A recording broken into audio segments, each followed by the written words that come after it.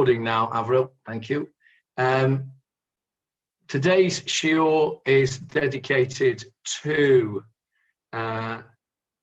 Julia's father's yortzeit, Gedalia ben Tzvi, whose yortzeit is today, and also Howard's sister-in-law, who passed away yesterday at a tragically young age, Fagel Bas Miriam. She passed away yesterday, so we dedicate this shiur to her memory as well. And of course, to all the Giborim who have fallen in all the underground activities, terror activities, wars of Israel that we are all thinking about today on Yom HaZikaron. So if our learning gains anything for us, then it will by definition gain an aliyah for the neshamot of those holy people and those cherished people who are our relatives who've passed away. So that's an important thing, that we dedicate the learning to their memory. Let's get straight into our Gemarah. We are right at the bottom of page 8a, Daf Chet Amud Aleph. Let me try and share the screen with you.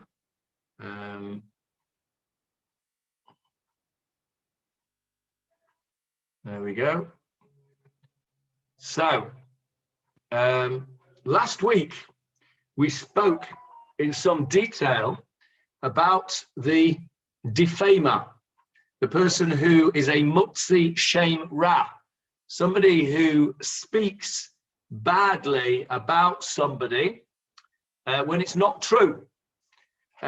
We made the distinction between lashon hara, which is bad-mouthing somebody which is true, and mutzi shem ra, literally bringing out a bad name, which is saying things which are not true, which was translated in the English as libel, but of course Julia pointed out, or Howard pointed out, I can't remember which, Howard I think it was, that actually that's not libel, it's slander, because libel is only when you write it, slander is when you say it. So mutzi shem ra is slander, and then we spent some time looking at the psukim which talks about the Torah case of mutzi shem ra, of defaming somebody, and that is the case of the man who accuses his wife, his new wife, of not being a virgin on her wedding night, and ergo having committed adultery in the year between their betrothal and their wedding. We explained that the Jewish marriage process originally consisted of two parts: Erusin, which is the betrothal, and then some months later, the Kiddushin, which was the chuppah and the wedding. During that time of betrothal, that woman is effectively married, but not practically married. When I say effectively married, it means that she's forbidden to any other person. If she wants to break off the arrangement before the chuppah and Kiddushin, she needs a form of a get. We don't do that today because we do the Erusin and the Kiddushin at the same time, so we don't have those kind of problems. But we spoke about all of that last week. And we spoke about it in the context of our original Mishnah, which said that we've got a bit quoted over here where my pointer is. We've only got the second half of it quoted, so I probably need to take you right back up to the Mishnah, really. Let's have a look. The Mishnah, there we go. It's on page 7 for those of you who are following in the arts, in the Steinsaltz. It's over here. Ha'ones, the rapist, ha'mafater, the seductor, v'hamotzi shem ra, and the defamer, bishlosha. Their case is dealt with by 3 judges. Divrei Rabbi Meir, this is what Rabbi Meir said. V'chachamim omrim, but the rabbis say, no, it's not 3. Motzi shem ra be'esrim u'shlosha. 23 judges are required to try a case of a defamer. Let's go back to page 43 in the Steinsaltz now, and we quoted that second part of the Mishnah. And we explained last week that the reason that that the rabbis say 23 judges is because it has the potential to turn into a capital case. Because if it is found, proven that she was not a virgin, and it is found proven that she committed adultery, and when I say found proven, that we have two witnesses, and this is important, we're going to come back to this in a minute, we have two witnesses who will say that they observed the act of adultery, then it becomes a capital case, because the punishment for the adulteress and the adulterer is the death penalty. So it becomes a capital case. Capital cases, as we know, are tried by 23 judges. So the sages, the Chachamim, said, unlike Rabbi Meir, the sages said that the case has to be tried by 23 judges in the first place, in case it turns into a capital case. So that's where we got to last time. And then we haven't got the asked, text. Johnny, we haven't got the text on the screen. Have you not? Oh, you should have. Yes, we have. Let me stop the share, and I'll try it again. We had got it on the screen. Has everybody got that, apart from Leon? Yeah, it looks like I have now, yes. You've got it now. Okay, excellent. Right. So yes. We're over here. Yeah. We're up to this bit. We just said over here that the Chachamim said that they needed 23. And the Gemara asks a question. And it says, V'chi yesh bo dinei nefashot mai have. So what if it has potential to become a din nefashot? A dinei nefashot means a capital case. Nefesh, you can see the word nefesh in there. So din nefesh is a judgment of the soul. In other words, a capital case. So the Gemara says, well, okay, so it has the potential to become a capital case. So what? If it turns into a capital case, well, then we'll bring another 20 judges and we'll have 23. Big deal. Why do we need to start with 23? What's the whole? Why are you looking for trouble? Or as my mother-in-law of saintly memory used to say, why are you borrowing worries? Right? We don't need 23 right now. Right now, it's not a capital case. Right now, it's a case of a monetary case. Why is it a monetary case? Because we said that if it turns out that the accusation is wrong and that this husband has falsely accused this girl of being of lacking virginity, then he has to pay a fine to the father of the girl. And we remember we said this fine was 100 silver shekels, which we worked out was a huge sum of money, massive fine. I think we said it worked out something like 500,000 shekels or something like that in today's money. But either way, a lot of money. So it's a monetary case. So why do we need 23 judges? So the Gemara asks an obvious question. Start with your 3. And if it turns into a capital case, well, okay, then we have to do a capital case. But right now it isn't. And we're now going to give 2 different explanations as to why it does matter. And then we'll see what goes on. Amar Ula. Ula said, what is it that the rabbis and Rabbi Meir are actually disagreeing on? Remember, Rabbi Meir was the one that said the case proceeds with 3 judges, to start with at least. And the rabbis said 23. What's the underlying fundamental point of law that the 2 sides are arguing about? B'chosheshin lela'az kamifalgi. Can you see the word Poleg in there? In that word? Yeah.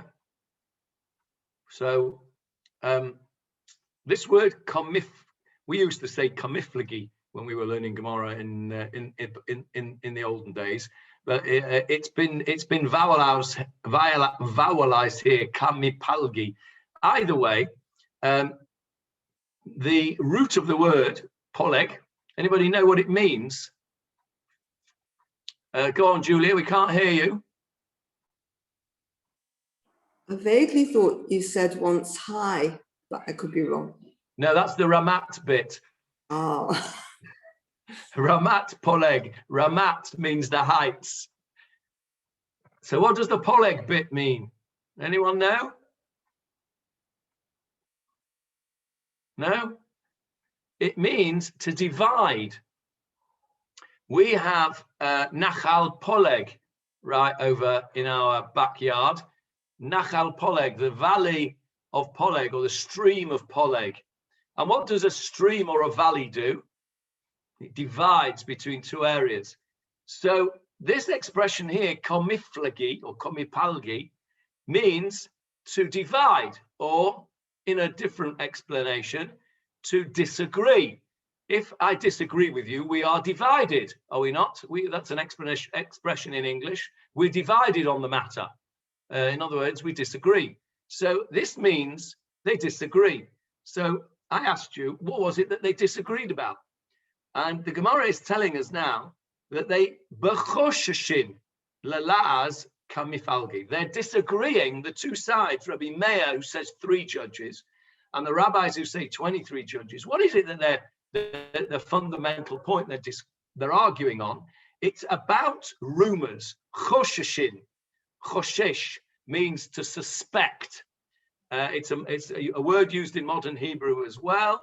If you are choshesh against somebody, you suspect them. So it's a rumor. Chosheshin are rumors.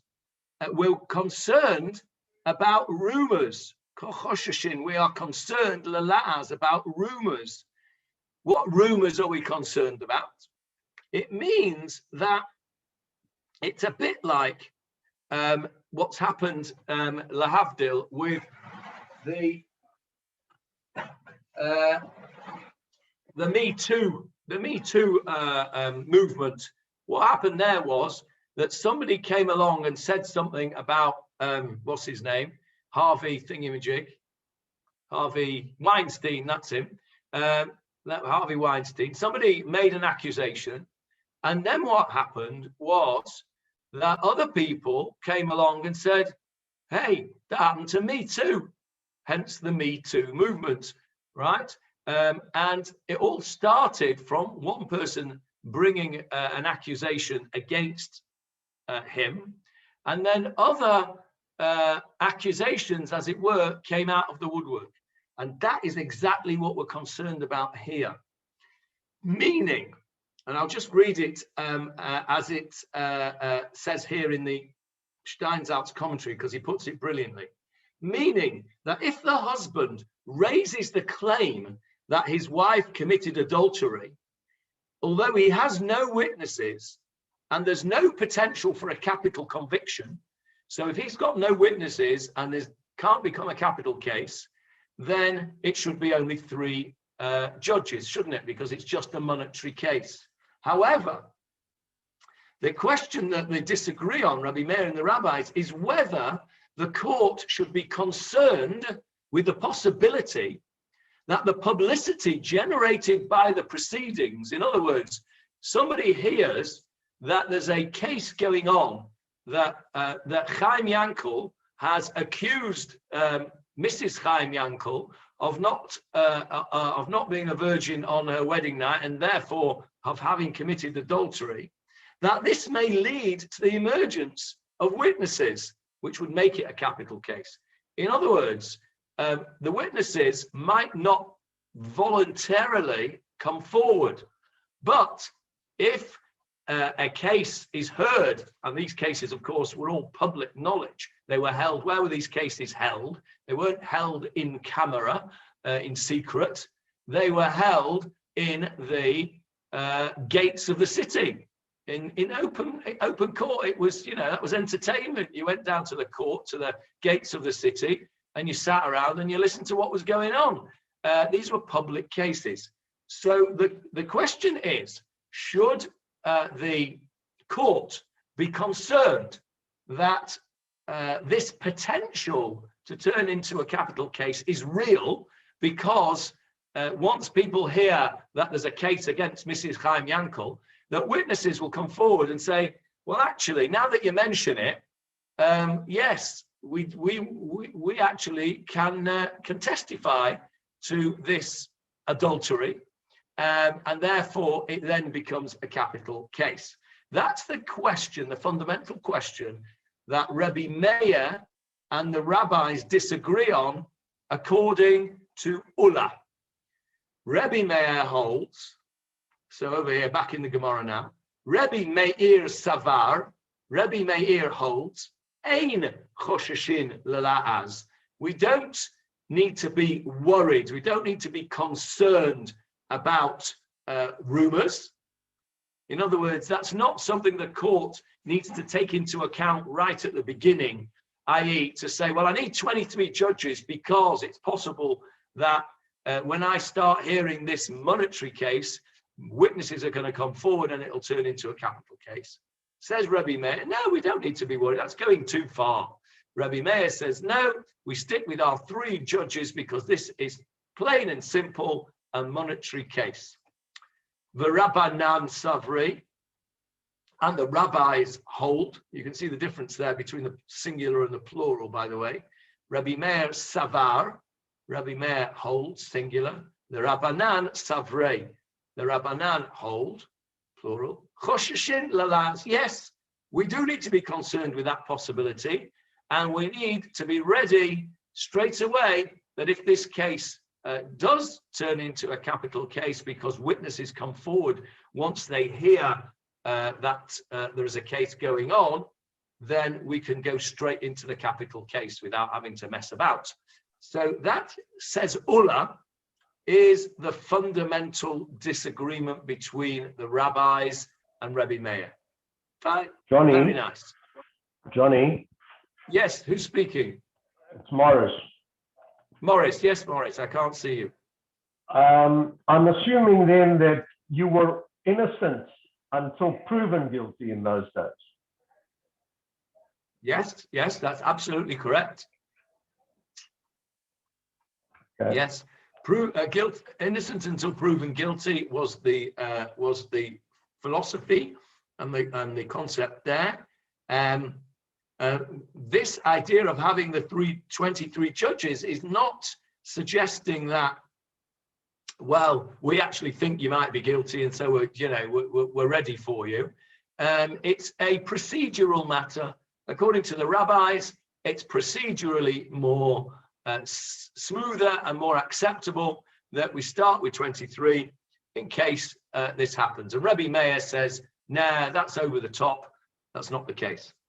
Now, the problem is that there's another opinion, Rava. Rava says that is not what they disagree on altogether. That's not the fundamental point that the rabbis and Rebbe Meir are discussing. He says, actually, kule alma, what words can you see there? Kol, all, alma, what word can you say there?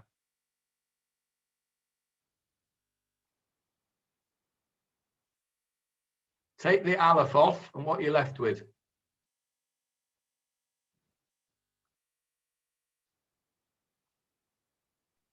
Why? Come on, it's on the tip of your tongue. Go on, Leon. Why? Lama? Olam. Olam. Well, I'll be backwards. Olam. Olam. The world, right? Olam is the world, yeah? Baruch atah Hashem Elokeinu melech ha-olam. King of ha-olam, the world. Alma is the world. So this is an expression. Kule alma means the whole world. In other words, everybody.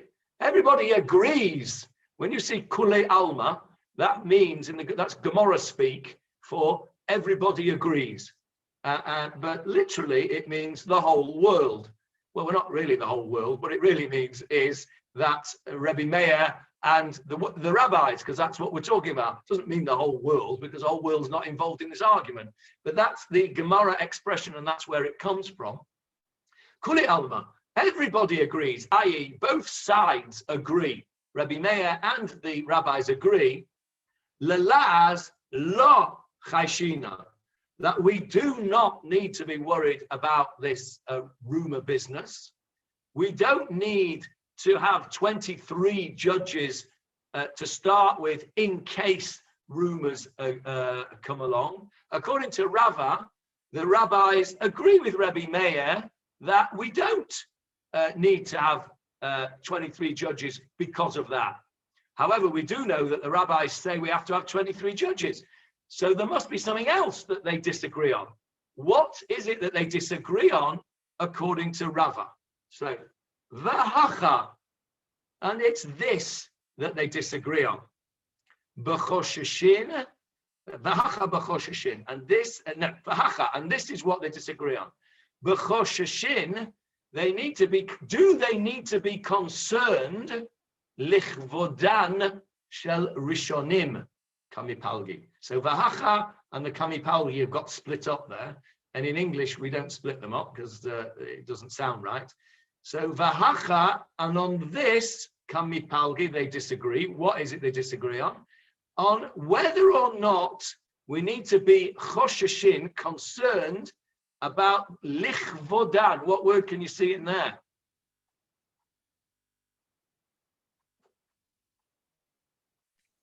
Kavod. Kavod, correct. The honor. Do we need to be concerned about the honor shel rishonim, of the first lot of judges? So, what's the case here? Guy comes along and says, I accuse my wife of not being a virgin on her wedding night, and therefore I want the ketubah nullifying. I don't need to want to pay her ketubah, and that's it. So that's the case. And then if it's found to be untrue, he has to pay this fine of 100 shekels. So we have a case. Everybody agrees we don't need to worry it's going to turn into a capital case. So we do the case, and lo and behold, it does turn into a capital case. So what happens? Do we then bring in another 20 judges to make up the 23? The answer from this little section of Gemarah is no, we don't add another 20. What we do is we disband the original court, because that was a monetary court. Let's say, for argument's sake, we're talking about in Chutz La'aretz, in the UK. Let's say this was a monetary court being heard in the small claims court. Let's say, right? It's a small claims court. It's not a small claim because 100 shekels is a lot of money. But let's just say it's in the small claims court, and it turns out then to be a criminal matter. Well, you're not going to then say, oh, hang on a minute, in the middle of this case, we'll bring in some criminal judges and lawyers and what have you, and say, no, you're going to finish that case off, or abandon that case, adjourn it, or what have you, and then at a later date, you'll reconstitute a different court with the correct number of judges, the correct level of judges, the correct expertise, etc. So what the disagreement is between Rebbe Meir and the rabbis is whether we need to be worried about the kavod, the honor of the first lot of judges. And the Gemarah goes to explain. Vahacha b'may askinan, question mark. And that's a question that says vahacha, and here, b'may, in what? You can see the word ma in there, b'may, in with what? Askinan. What's an esek? Anybody know what an esek is? I'm trying to look around and see if any of you have got an ESEC here in Israel. No, I don't think any of you have got an ESEC. An ESEC is a business. ESEC is a business. So lehitasek, if one of the things that I hear myself saying in shul quite often is, Ani lo rotze lehitasek b'zeh. I don't want to get busy with this. I don't want to get involved in this. So lehitasek in modern Hebrew means to get involved with. Esek is a business. If you have an esek, then you have a business. So hacha b'may askinan. What is it that we're getting involved with here? What's the case? What is it that we're dealing with here? And that's another common Gemarah expression that you'll see quite often. Hacha b'may askinan. What is it that we're dealing with here? And the Gemarah tells us, kagon, for example, de ichnif bei esrin utlasa lemeidan dinei nefashot. So you have a situation where you have 23 judges were convened to judge a capital case. Why? Because there'd been an accusation of adultery. So then it turns out there's no witnesses, and therefore the court dismisses the case. The 23 judges say no case to answer, no witnesses, no adultery, no capital punishment. So then va'amar lahu, and then he says to him, dainu li miha dinei mamonot. Well, okay, well, while I'm here, he says, at least adjudicate for me the monetary thing, you know, the ketubah, the 100 shekel business. Let's at least do this. For he's saying what he wants to reduce the sum of her ketubah because she was used goods when he got her, and so at that case. At that point, it's no longer a capital case. All it then is a monetary case. And then you have 3 judges. So the rabbis say that the case of this monetary case of the reducing the ketubah, in that situation, has to be tried by the original 23 judges. In other words, you disbanded the court, but you have to bring those same 23 judges back to try the monetary case. Why? Because if you don't, people might say, well, the whole reason that the case collapsed was not because there weren't any witnesses, was because the judges were no good. And that's why we got rid of those 23 judges, the case failed, and now we've got another 3 judges, different set of judges, who are going to judge the monetary case. That is the rabbi's concern, says Rava. That's Rava's opinion. Rabbi Meir says, I'm not worried about that. That's we don't need to do that. If this is the scenario, we let the 23 judges go because that case is finished, and we constitute a completely new court with 3 separate judges to deal with the monetary case. And we don't need to be worried, says Rabbi Meir, that people will think badly of the original 23 judges. They will realize that the reason that the case failed was because of the evidence, not because the judges messed up. So this is, according to Rava, the disagreement between Rabbi Meir and the rabbis. Ula, let's just recap. Ula says they're worried about rumors, that maybe it will turn into a capital case and we need to be ready for that. Rabbi Meir says, no, we don't. Rava's opinion is, everybody says, no, we don't need to worry about that, but there is a situation where Rabbi Meir and the rabbis disagree, and it is our case that we just described, where the case fails the capital case fails for lack of evidence, the court is disbanded. The question is, do we bring back the original 23 so that the population don't think that they were doff in the first place? Or do we say, no, the population understand that this was a case that failed on the evidence? We now have a totally different case and we don't need to worry about it. That, says Rava, is the difference between the two sides in the argument, Rebbe Meir and the rabbis. Now, very exciting, we're now over the page. We are on to chapter 8b now. Johnny, I have a problem with Rava's explanation, because if there's insufficient evidence for a capital case, how could there then be evidence for a monetary case? He's got no witnesses to prove that she wasn't a virgin. So where's the monetary case now? Okay, remember the monetary case was this. The husband comes along and says she wasn't a virgin. Okay, he is believed until such time as the father comes with proof. Remember the psukim that we went to last time in where was it, in Shoftin? In Kitetse, yes, sorry, in Kitetse.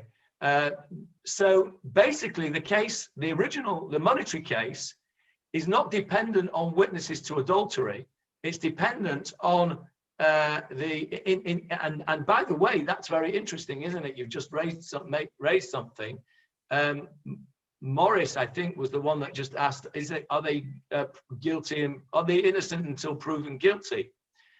It seems that the woman who's accused of not being a virgin is actually guilty until proven innocent, because the only way she proves her innocence is by the spreading out of the bitulim, of the marriage cheat, in front of the Beis Din. So actually, that's an interesting point.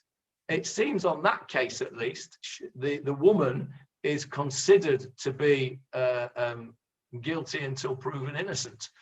However, the capital case is dependent on witnesses. So the capital case is not whether she was a virgin. She might not have committed adultery. She may have had marital relations before she was betrothed, and therefore that wouldn't be a capital offense. So it can be that you can fail on the capital offense because there's no witnesses to say that she had an illicit relationship whilst she was betrothed, while she was in the Beit Avicha, between the Erusin, between the betrothal and the wedding. That would be the capital case. There's no witnesses to that. However, the father has not been able to produce the bitulim, and therefore the monetary case still exists. Okay? Yeah, thank you. Okay, so we're in. Sorry, go ahead, Julia.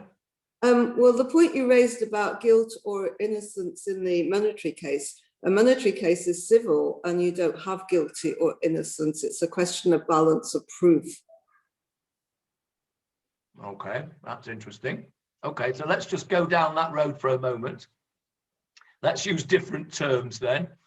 The girl who is the subject of this case is assumed to have done the act which would cause her ketubah to be reduced until it's proven that she hasn't done the act, as opposed to the plaintiff, if you like, having to prove that she did do the act.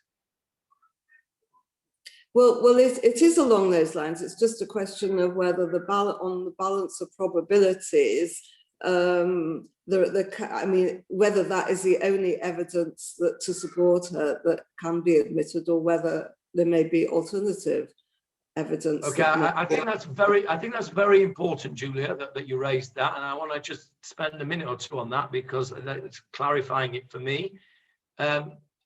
Clearly, from the capital case that we've discussed, it's clear that the concept of innocent until proven guilty exists. Here, as Julia has pointed out, I'm speaking out loud now, I'm just speaking my thoughts out loud. Here, the case is a civil case.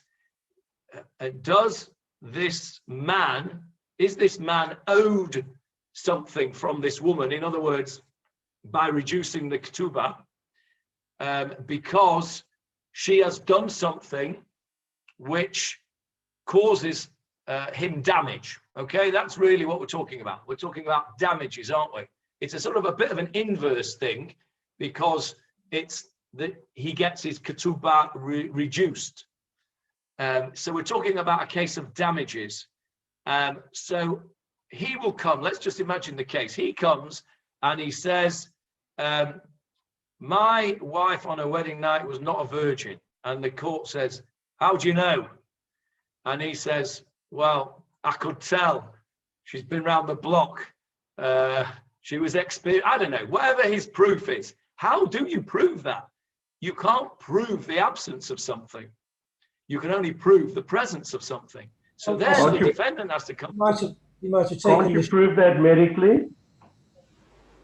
Well, this is what Nachum said last week.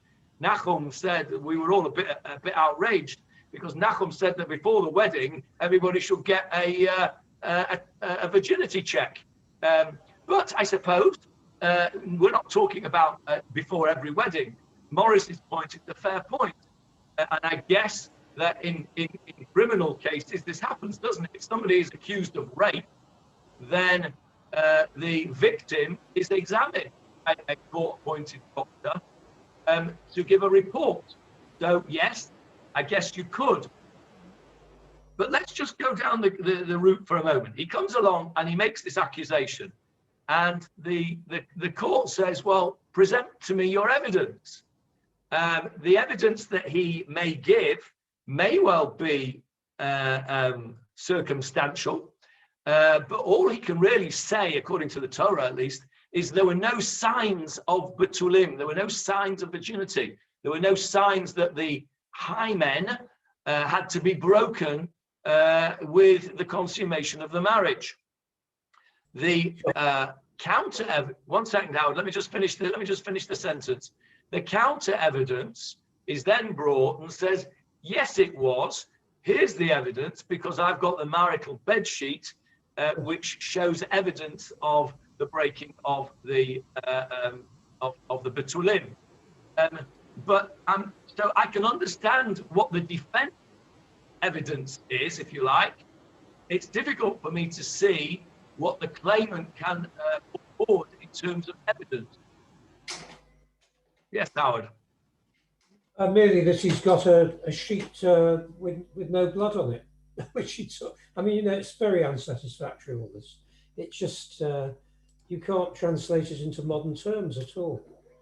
Yes, well, that is true, because we're not dealing with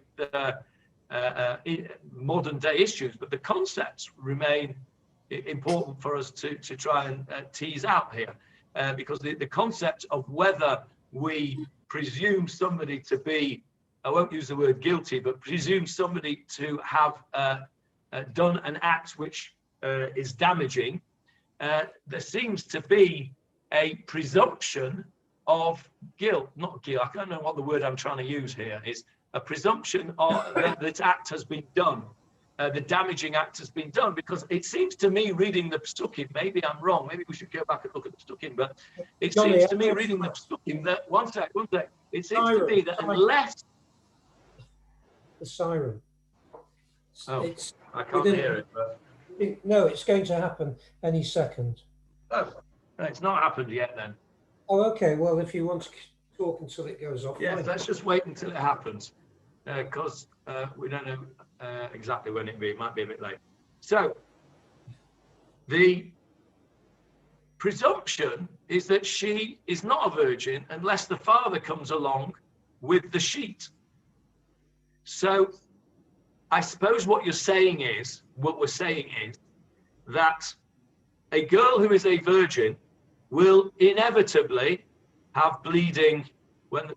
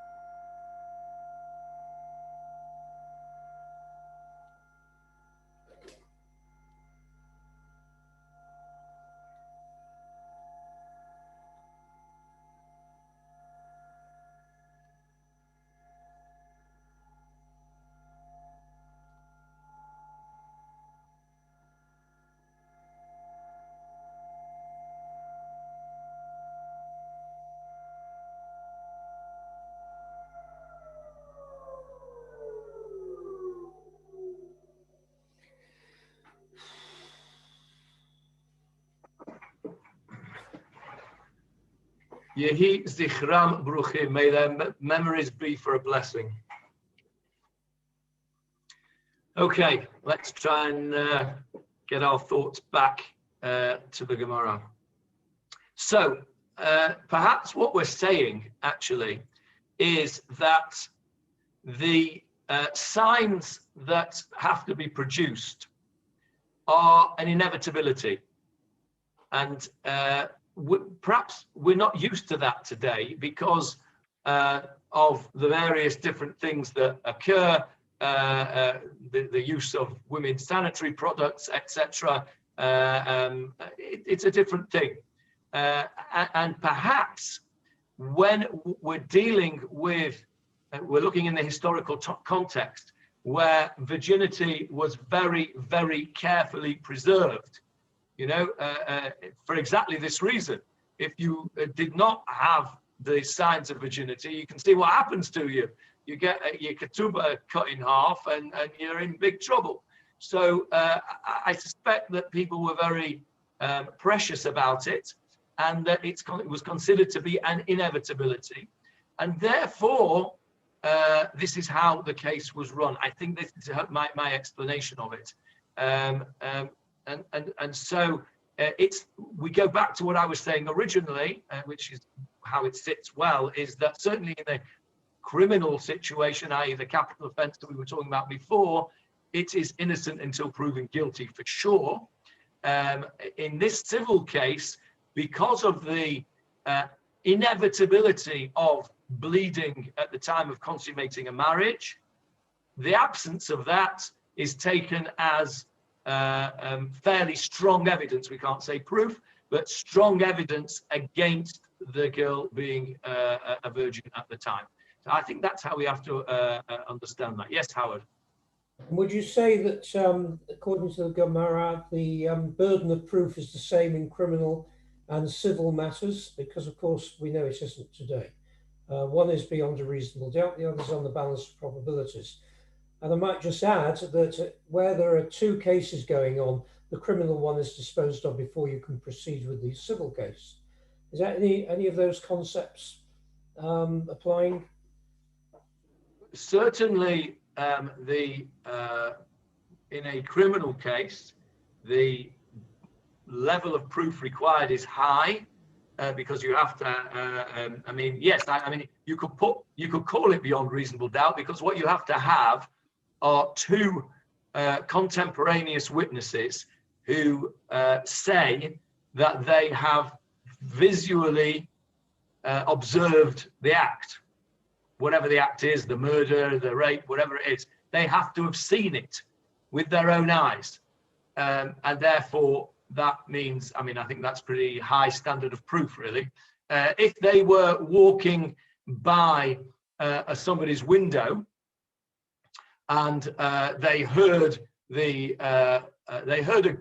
two people go into a room, and one of them, they stood outside the room, and they hear one of them say to the other, "I have a gun in my hand and I'm going to shoot you."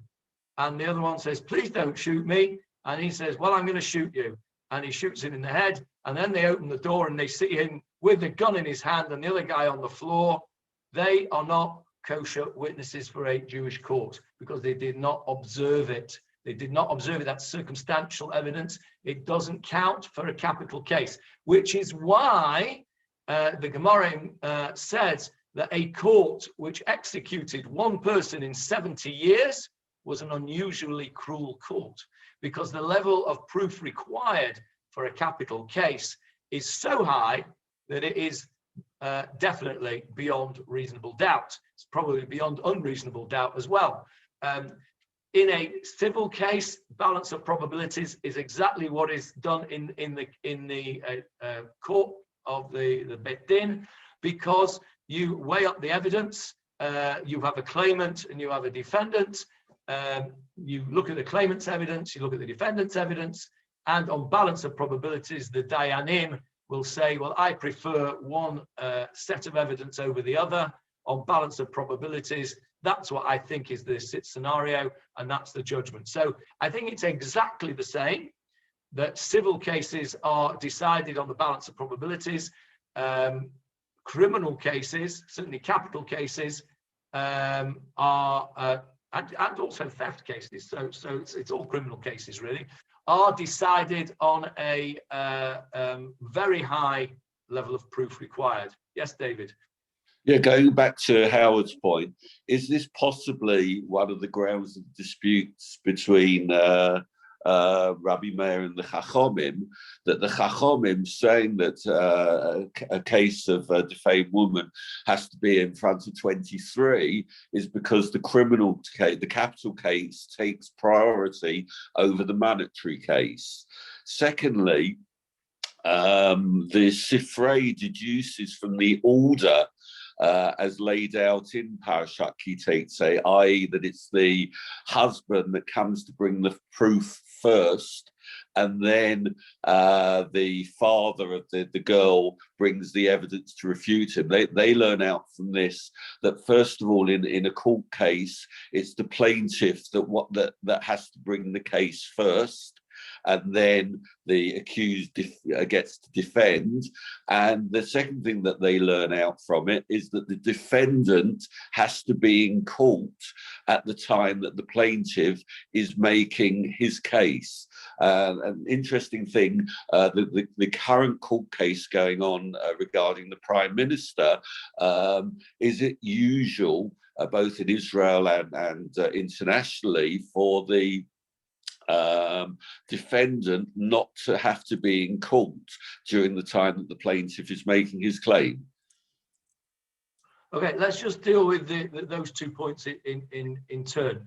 The point about the order in which the evidence is presented, it can be learnt out from the psukim, as you've said, but actually, even without those psukim, I think we'd obviously have to say that, because how can the defendant present his evidence to refute a claim when the claim's not yet been made? So it's obvious, really, I think, that the claimant must put his evidence first, and then the defendant has an opportunity to refute it, which of course is how it's done in modern day courts. The second point about the defendant being present, if you remember, we learnt that a few weeks ago in our Gemarah. One of the things that we learnt was that a judge is not allowed to hear a case unless both sides, this is obviously a civil case, not a criminal case we were talking about in our Gemarah. Our Gemarah was talking about a civil case, that a judge cannot hear the evidence of one side, be it the claimant or the defendant, when the other side is not present. We learned that earlier on in our Gemarah. I can't remember whether it was on Daf Chet or Daf Zayin, but it wasn't that long ago that we learned that concept, that a judge is not allowed to hear the evidence unless both sides are present. That was a bit of a Freudian slip there, wasn't it? I said president.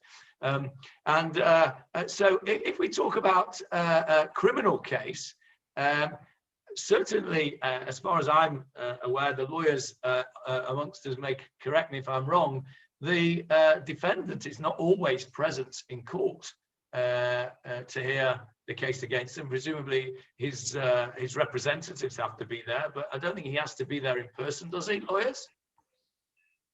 I think it'd be very unusual in an English court for the defendant to take time off, particularly to run the Prime Minister's office. Don't in Israel. What if he was ill or something? Would it be? The case would be held up. If somebody's ill, would be held up. Be held up. I mean, you can choose to absent. I seem to recall. I don't know. I seem to recall some cases. Well, I don't know. Maybe I'm wrong. I seem to recall some cases whereby maybe these were sort of appeal hearings or something, where particularly I think Ian Brady wasn't always in court when his cases came up for parole and things like that. Maybe I'm wrong. Okay, I defer to your greater knowledge, of course. That's parole. Right. How did we get to that? Oh, yeah, that was from the right. Where are we? Okay, so what have we just done? We've said that there is a disagreement now as to what the fundamental argument is. Ula says we're worried about rumors. Rava says no, we're worried about the kavod, the honor of the first lot of judges. So now we've got a few more minutes. So let's just start this next bit. So now the Gemara raises questions about about Ula's opinion. Ula was the one that said we're worried about rumors, and the Gemara doesn't like that. The Gemara's got a question against that. Meisvei, I'll ask you a question, says the Gemara. I'll ask you a question. He quotes a Braita. We know what a Braita is, don't we? A Braita is the part of the teachings that never made it into the Mishnah. They ended up on the cutting room floor. They're still valuable, but they're not quite as valuable as that which got into the Mishnah. We still learn things from it, but a Mishnah will trump a Braita. So we've got a Braita, which says as follows. V'chachamim omrim, the Chachamim say, the rabbis say, Tava'o mamon bishlosha. So he took her to court. He took her to court, which was a monetary case. Tav'o bishlosha, that's judged by 3 judges. We know that. Tava'o nafashot besrim ushlosha. If he took her to court because he says that he accused her of adultery, rather than accusing her of not being a virgin, he actually went one step further and accused her of adultery during the betrothal period, then you need 23 judges.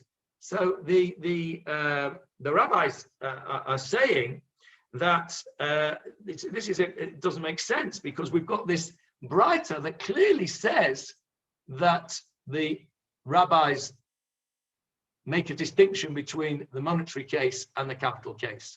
Says the Gemara, Bishlama l'Rava. You see the word shalom in there? Okay, shalom means peace, and when it's peaceful, everything is okay, right? So Bishlama l'Rava, that sits nicely with the opinion of Rava. There is peace, as it were, between what I've just said and the opinion of Rava. Colloquially, we would say, that's okay according to Rava. So that's another expression that you need to just sort of think and remember. Bishloma l'Rava means that's okay according to Rava. Tava'o mamon techila bishlosha. In Rava's case, Rava was the one that said we worried about the kavod of the judges, and this is this is what we said earlier on. So he brought the case with 3. Tavona fashot techila, but if he brought the capital case first, afilu mamon be'esrim shlosha, then according to this brisa, we go according to what Rava said, which is that the rabbis would say, we don't dismiss those 23 and bring another 3 to do the monetary case. Those original 23 try the monetary case because of the issue of kavod. So that fits. That's why it's Bishlomana Rava. This Braita supports Rava's opinion as to what the discussion is. Ela, Rava, La'ula, Kasha. Kasha.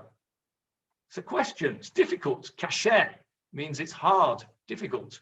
According to Ula's opinion, who was the one that said we were worried about rumors, how does this Braita fit with his opinion? So we're going to say, what, Ula didn't know this Braita? No, we can't say that Ula didn't know the Braita. We're not allowed to say that. We have to say that Ula has got an explanation that we haven't thought of as to why it still fits in. And that is what we're going to do next week. We're going to see how Ula can wheedle his way out of this seeming difficulty. Here we are at the point where Ula is hanging off the edge of a cliff, like in the Batman episodes, and we finish the episode and we're wondering whether Batman is going to be able to, well, we know he is because there's another 5 episodes of the series, but we're wondering how he's going to get out of this one. And that's where we're going to leave it here. We've got Ulla in a corner. Okay, Ulla is now somehow or other got to explain this brighter, according to his version of the discussion between the rabbis and Rabbi Meir, which is that we're worried about rumors. And if you don't want a spoiler, then don't read on. So we're going to do that next week, please God. So let's just recap what we said in today's shiur. We said that first of all, we said, well, so what if it turns out into a capital case? So then we'll do it again. Doesn't matter. And then Ulla came along and said, well, actually, we're worried about the rumor mill. Maybe once the first case comes along, we'll have a Me Too movement, and this fellow will find witnesses to the adultery. So we have to start on the basis that that might happen, and we'll have 23 judges. Rava says, no, everybody agrees we don't get involved in the rumor mill. All we need to do, this is all about the kavod of the judges. We don't want to dismiss a whole bunch of judges because people will think that there was something wrong with the judges rather than thinking there was something wrong with the evidence. We then brought a brighter which seemed to support Rava's version of the discussion rather than Ulla's. Rava is sitting pretty at the moment saying, see, my opinion is more satisfactory because I've got this brighter that supports me, and Ulla is going to have to get his chance next week to tell us why this brighter does not disqualify his view. Yes, Julia.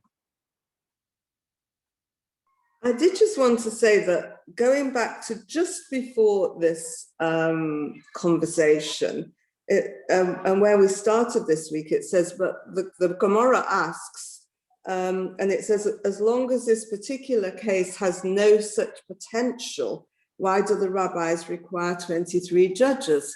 But isn't it the case that it's a question of potential, and potentially anything could happen? So potentially any adultery case could develop into one which requires capital punishment. Until it's definitely decided, there's always a potential at any point in the proceedings. I think you're right, and I think that actually that is the nub of the disagreement between Ulla and Rava. Ulla says, I don't care how low this potential is, it has a potential. Somebody might hear about the case, and somebody might bring witnesses. And so, yes, it might be a capital case in the end. And therefore, that's my view, says Ulla. Ulla says, because of that, the rabbis say we start with 23. Rava, on the other hand, says, no, the potential is not great enough because we're relying on rumors. And Rava says that is not, according to Rava, everybody agrees that the potential to move it from a monetary case to a capital case is not sufficient. Not saying it's not there. Rava is saying it's not sufficient. That potential is not sufficient to warrant constituting a 23-man court in the first instance. And I think that is the nub, as you've just described the disagreement between Rava and Ulla in a slightly different way, but I think it's the same thing. Any other comments before we stop? Yes, David. Yeah, it's just struck me that the source of the word kamiflaga and Peleg, Ramat Poleg, it's in the Torah. It's a name. It's one of the names of the generations between between Noach and Abraham. Shem Beno Peleg. Ki bi'amav niflaga haaretz. Okay, which means his name was Peleg because in his days the earth became divided. Then this was the time of the Migdal Babel, the yeah. Tower of Babel. And what happened at the Tower of Babel was that HaKadosh Baruch Hu mixed up everybody's languages, remember? And so then if you can't speak somebody else's language, you are divided from them. And they became dispersed and divided. And in fact, that generation is not is called, we know that the generation of Noah is called the Dor HaMabul, the generation of the flood. But the generation of Tower of Babel is not called Dor Migdal Bavel. He's called Dor Haflaga. Haflaga, the same word, Poleg, division. So Ramat Poleg is the height of argument, according to what we've just said, the height of division. Well, we know different, don't we? Ramat Poleg is a very undivided place. We're all of one mind, and we don't ever have any disagreement with anything about anybody. So it's obviously one of those euphemisms that the Torah uses so often. Thank you for that, David. That's very interesting. Yeah, Hador Haflaga. I never thought of that, but that's exactly where the word kamifligi comes from, to be divided. I would like now, before we go, I want everybody to say a Kaddish Rabbanon. If I can find it, I don't think I've got it handy because unfortunately the Siddur that I've got here in front of me is an art scroll, and I don't think that there is a Kel Mali Rachamim for the soldiers in the art scroll. If anybody has a Siddur in front of them, which has the Kel Mali Rachamim for the soul. Well, we might be actually in Yiska. Let's have a look. Wait a minute. I might have it in Yiska here in this. Let me just check. Musaf for Sukkot. Let's have a look. It'll be in Shmini Atzeret, won't it? Where we say Yiska. Might just be here.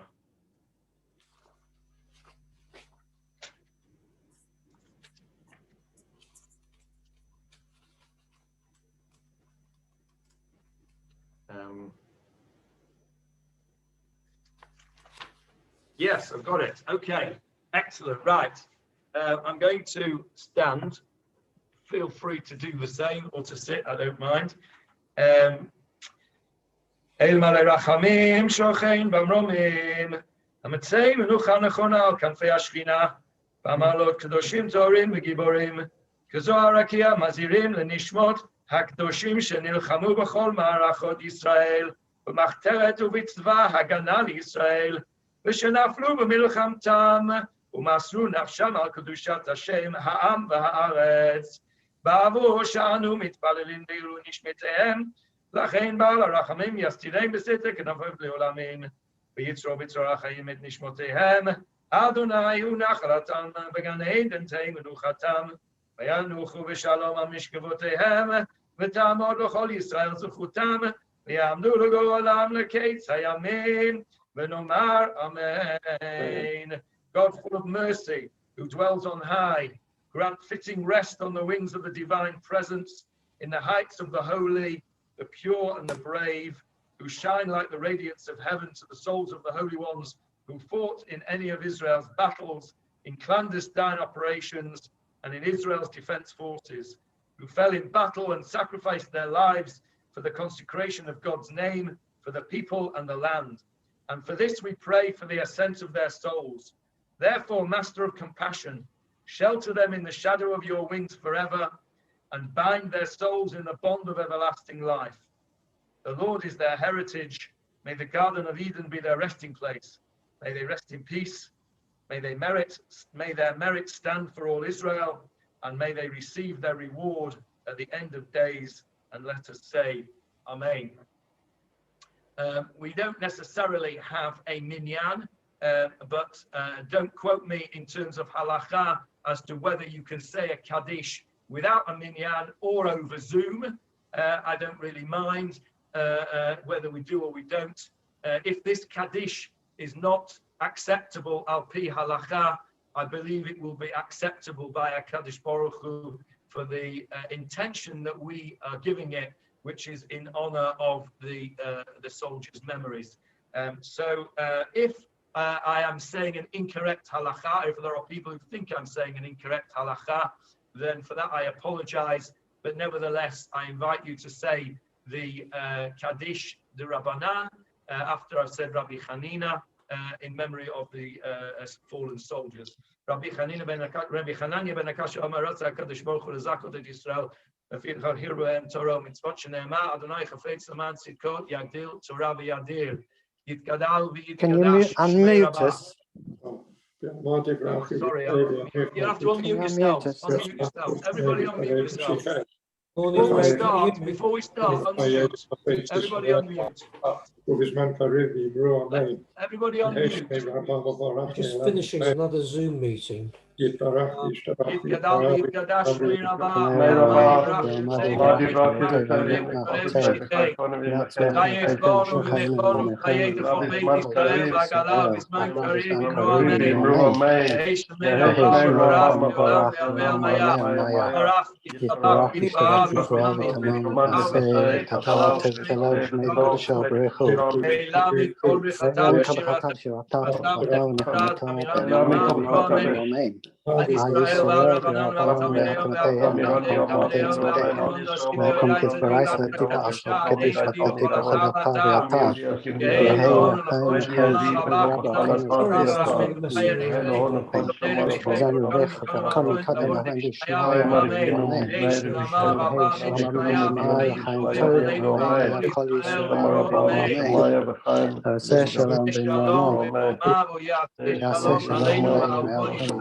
If I get put in Chayrim for saying Kaddish without minyan, well then I'll accept that Chayrim willingly for that Aveira. No, we had a minyan.